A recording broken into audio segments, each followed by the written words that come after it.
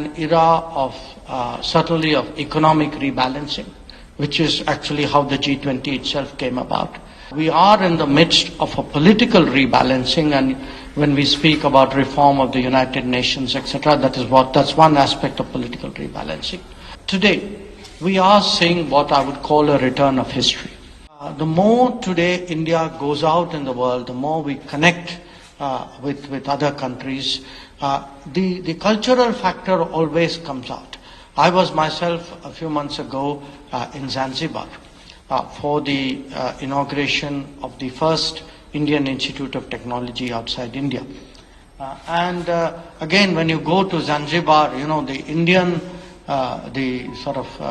you can see the connections with India in so many ways. I mean, it's partly there in the people themselves, it is in the tangible culture, the intangible culture, the history, the habits, the customs.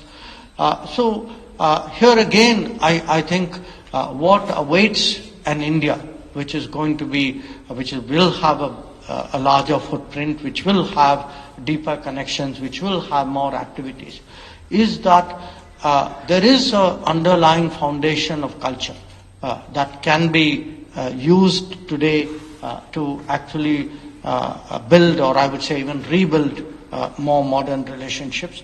And that is something, you know, it could be the Gulf, it could be Iran, it could be Central Asia, or it could be equally Southeast Asia, where many of us have probably greater experience and exposure. Now, while I have spoken about appreciating traditions and heritage, I would also like to make the point that today we are seeing what I would call a return of history. A return of history in terms of a civilizational state, India, expanding its influence, increasing its weight in the global order, building many more relationships, taking on more responsibilities.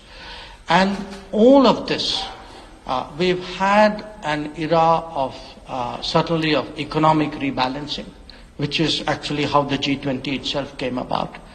We are in the midst of a political rebalancing, and when we speak about reform of the United Nations, etc., that's one aspect of political rebalancing.